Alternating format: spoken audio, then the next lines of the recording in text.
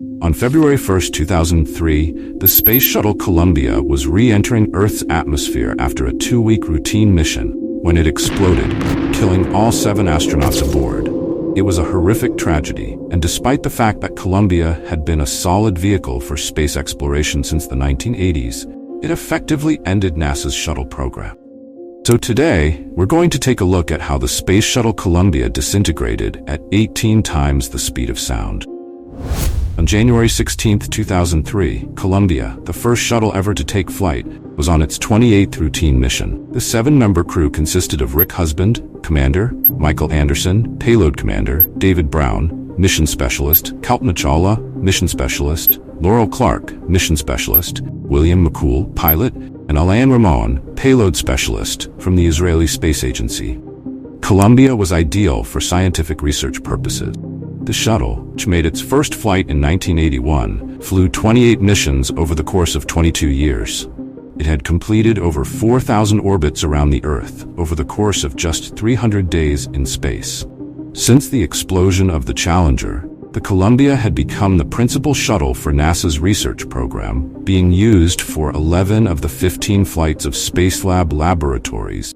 It was also the shuttle that was used to deploy the Chandra Observatory in 1999. This crew's mission was to perform around-the-clock scientific research, and they were successful in doing so, completing approximately 80 experiments during the 16-day trip into space. With 2 weeks of scientific experiments behind them, the team aboard the shuttle started the journey home on February 1, 2003. The craft hurled toward Earth from 200,000 feet at up to 23 times the speed of sound. But as it made its approach toward Kennedy Space Center, it became evident something irregular was happening. Ground control was getting abnormal heat and tire pressure readings from the shuttle's left wing. Then, the crew and craft disappeared entirely from both radio communication and radar. One of NASA's capsule communicators called up to the crew, discussed the abnormalities. Shuttle Commander Rick Husband got the message and replied, "Roger," before he was cut off completely. Mission Control was unable to reconnect with anyone on the shuttle. While it's true that occasionally during re-entry, communication with shuttles can go temporarily awry, this time was different. The craft completely disappeared from Mission Control's radar, and streaks of white smoke filled the sky, spelling disaster for the Columbia and its crew. There's an old expression that holds, "God is in the details." Ironically, it's also sometimes phrased as, "The devil is in the details." And that was certainly the case on February 1, 2003, when the Columbia exploded.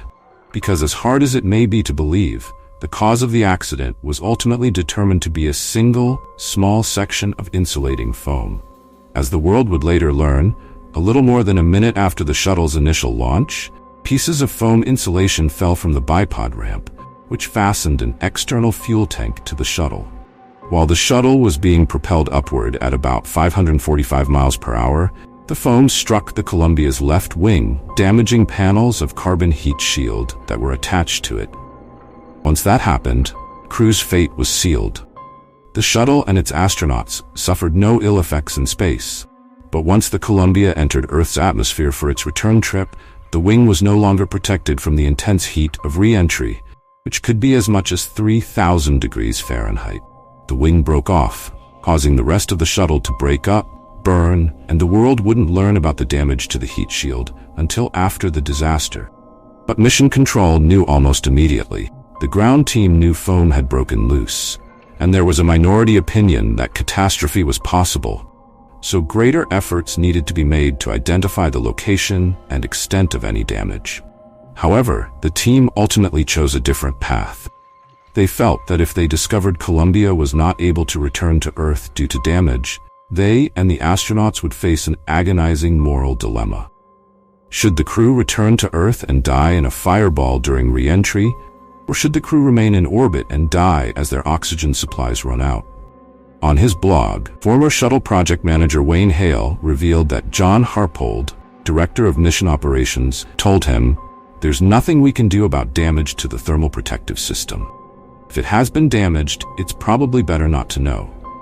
I think the crew would rather not know. Ultimately, Harpold believed it would be better for the Columbia's crew to have a happy, successful flight and die unexpectedly during re-entry than to learn of their situation and stay in orbit, knowing that there was nothing to be done until the air ran out.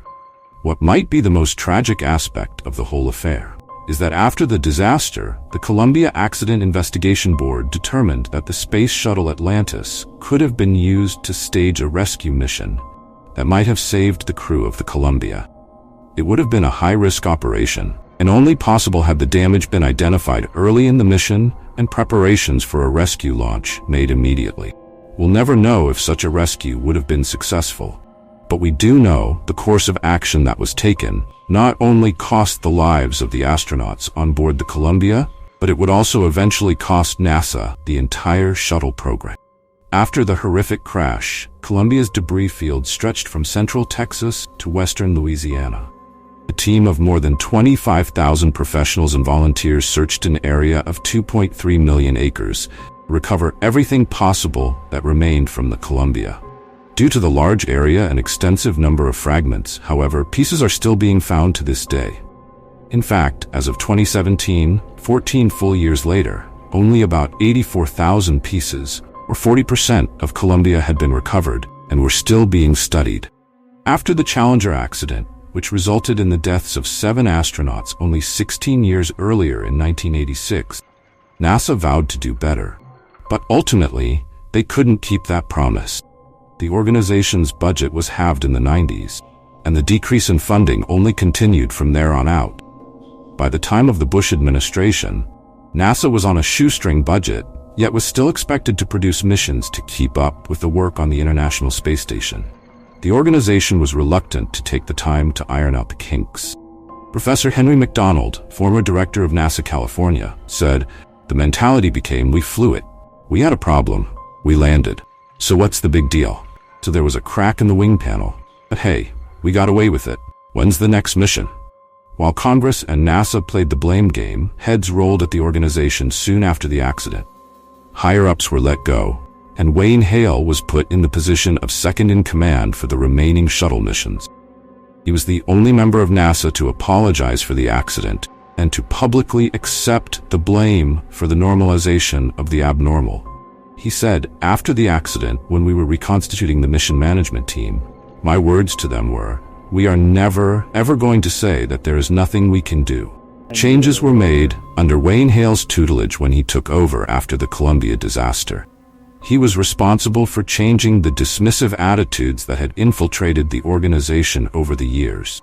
"I said, the first thing we've got to do is we've got to put the arrogance aside," said in a later interview. Any concerns that were brought to him, he took into serious consideration. Checklists and safety regulations were updated, and the remaining shuttle flights were successful before the fleet was retired for good in 2011. While NASA's safety record greatly improved since the accident, the shuttle fleet itself was aging. Columbia had been the first to fly in 1981, and the fleet's technology was simply outdated. After the Columbia disaster, it was concluded that the remaining shuttle should be replaced as soon as possible by the panel that investigated the accident. The 4 remaining shuttles were sent to museums in New York, California, Florida, and Virginia.